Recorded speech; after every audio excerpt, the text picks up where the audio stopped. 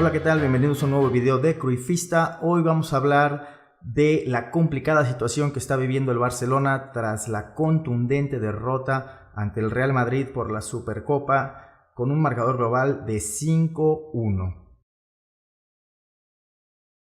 Los últimos días han sido caóticos en Can Barça. La inestabilidad que se percibe en la directiva se ha trasladado ya al campo.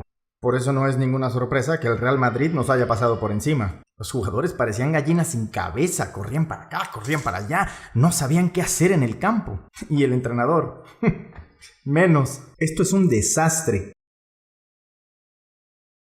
Cuando, como de costumbre, conocimos el once inicial del Barça una hora antes del partido, nos costó trabajo entender a muchos cómo es que se iban a acomodar en el campo. Era evidente que al salir con tres centrales iba a jugar con una línea de tres atrás, y también tras analizar un poco los nombres propios nos dimos cuenta de que en el medio campo se acumularían 5 jugadores utilizando dos especies de enganches laterales extremos, que en este caso fueron Sergi Roberto y Jordi Alba. Pero si para nosotros fue difícil entender cómo es que el equipo se iba a plantar en el campo y desarrollar su juego, para los jugadores lo fue aún más. Era evidente que los jugadores no entendían el sistema, no entendían qué hacer, cómo jugar. Estás jugando con una línea de 5 en el medio campo y nunca había nadie para recibir los pases entre la defensa y el medio campo para buscar una salida de balón. El equipo simplemente no sabía cómo jugar, no sabía qué hacer. Por lo visto en el campo me parece que el equipo ni siquiera había ensayado esa alineación, ni siquiera la había practicado, quizá ni siquiera de puertas adentro. El partido fue un desastre. Al ver a 5 jugadores acumulados en el medio campo, yo pensé que la intención de Valverde era no prestarle el balón al Real Madrid, quizá era controlar el balón a un extremo tal que el Madrid prácticamente no lo tocara, pero al final no resultó así. El Real Madrid tuvo más posesión que el Barça durante el partido, y si el rival tiene el balón y tú no tienes ni idea, las cosas no pueden salir bien, y así fue. Salieron muy mal. Tal como dijo Piqué, ya no me acuerdo yo cuándo fue el último partido en el que se sintió que el Real Madrid era realmente superior al Barça. Porque así lo fue superior en todos los sentidos. No estamos hablando simplemente de que ganó el partido y por eso fue superior, sino que se vio que el Barça era un rival inferior sensiblemente. ¿Qué pasó? Si en el análisis del juego de ida dijimos que este Barça se sentía como si fuera el mismo de Luis Enrique menos Neymar, en el análisis de este segundo clásico podemos decir que este Barça es infinitamente inferior al de la temporada pasada, que no me gustaba. Esto es un desastre. Ni siquiera siento que valga la pena compartirles un análisis de cómo se desempeñó cada jugador. Si acaso mención honorífica para Sergi Roberto, que parecía que era el único que entendía de alguna manera que se estaba jugando un clásico y un título. Pero fuera de Sergi Roberto no creo que valga la pena hablar de nadie más en particular. Fue un desastre, fue un desastre, fue un desastre.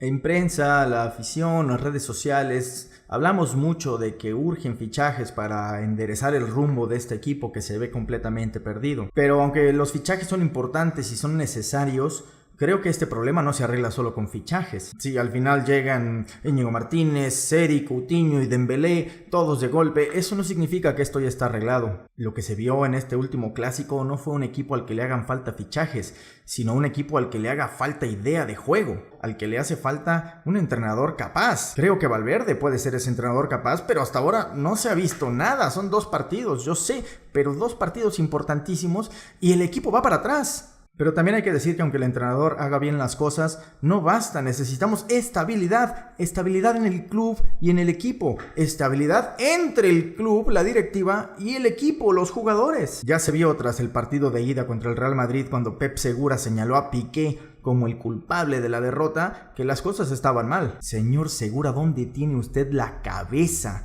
Y si el señor Segura se equivocó después del partido de ida al culpar a Piqué por el resultado, luego se volvió a equivocar después del partido de vuelta al decir públicamente que el Barça estaba negociando y muy cerca de fichar a Coutinho y Dembélé. Pero señor Segura, por favor, alguien póngale una mordaza a este hombre. Si tras la hecatombe del 5-1 global, tras el juego de vuelta contra el Real Madrid, los jugadores como Coutinho y Dembélé ya le costaban más al Barça, tras las desafortunadas y poco prudentes declaraciones del señor Segura se encarecieron aún más. Claro, estás en medio de unas difíciles negociaciones para fichar a Coutinho, por ejemplo, del Liverpool, y luego sales tú sin negociaciones cerradas ni nada hecho a decir que están muy cerca. Evidentemente, los directivos de Liverpool van a utilizar eso para cerrarse aún más en banda. ¿Pero en qué está pensando este señor? Necesitamos fichajes, pero sobre todo necesitamos estabilidad. Sin estabilidad nadie puede trabajar, ni los jugadores, ni el entrenador, ni la directiva.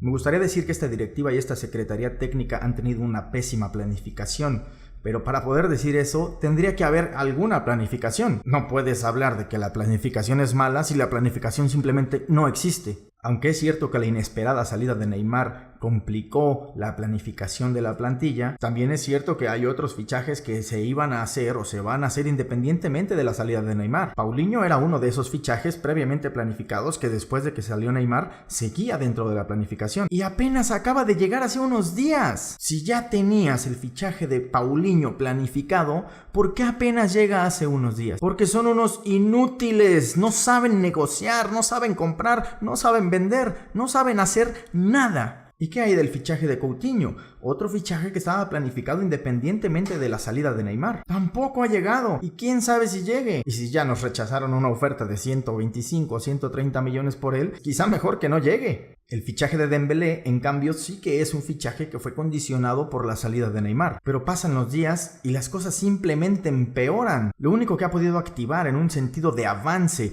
el fichaje de Dembélé es la actitud del mismo jugador, que se ha rebelado en contra de su equipo y ha dejado de ir a entrenar. El jugador incluso ya fue sancionado y además fue condenado públicamente por sus propios compañeros. Pero mientras que el jugador pone todo de su parte para que se concrete el fichaje, la directiva pone todo de su parte para que se caiga el fichaje. Señor Segura, ¿dónde tiene usted la cabeza? ¡Por Dios! El cierre de mercado está ya muy cerca y cada día que pasa se ve más difícil que se cierren las incorporaciones de Coutinho y Dembélé. Y si al final se concretan, seguramente será a un precio muy elevado. Para como pintan las cosas, ni siquiera el dinero de Neymar va a alcanzar para comprar a los dos. Así que si llegan estos dos jugadores, probablemente sean una buena incorporación desde el punto de vista deportivo, pero seguramente serán una mala incorporación desde el punto de vista financiero. Ambos saldrán en un ojo de la cara y nada más tenemos dos ojos. Si las cosas siguen así, yo francamente no iría ya por Coutinho. Dembélé me parece un fichaje mucho más importante para la situación actual de la plantilla. Necesitamos cubrir ese hueco de Neymar. Y aunque yo sigo creyendo completamente en las capacidades de Deulofeu,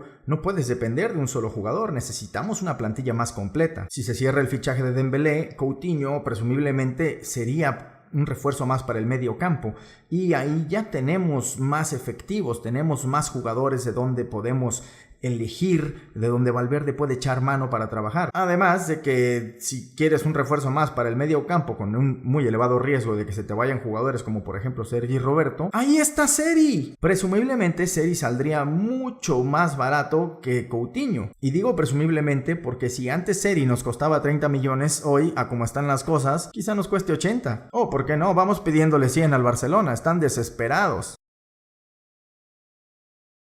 La temporada ya ha comenzado y no hay nada que nos invite al optimismo. No hay un equipo bien conformado, no hay un entrenador con una idea clara, no hay planificación, no hay estabilidad, no hay nada. Parece que una vez más será Messi el que se tenga que echar el equipo y el club entero al hombro. Y si esto sigue así, quién sabe si en esta ocasión eso sea suficiente. La situación es grave, es un desastre y esto no se arregla con fichajes. Necesitamos estabilidad y esa estabilidad será difícil si no imposible lograrla con esta directiva al mando. El pesimismo se apodera del barcelonismo y el problema de raíz está en la directiva. Y mientras esa raíz no sea arrancada completamente, la plaga solo seguirá esparciéndose. Porque eso es lo que son, señores, una plaga.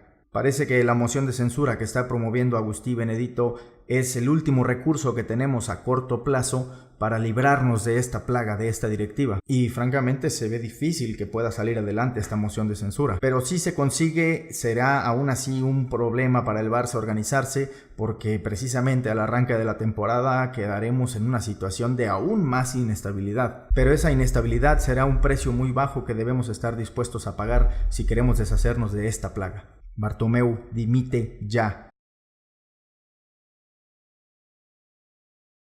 Señor Segura, ¿dónde tiene usted la cabeza?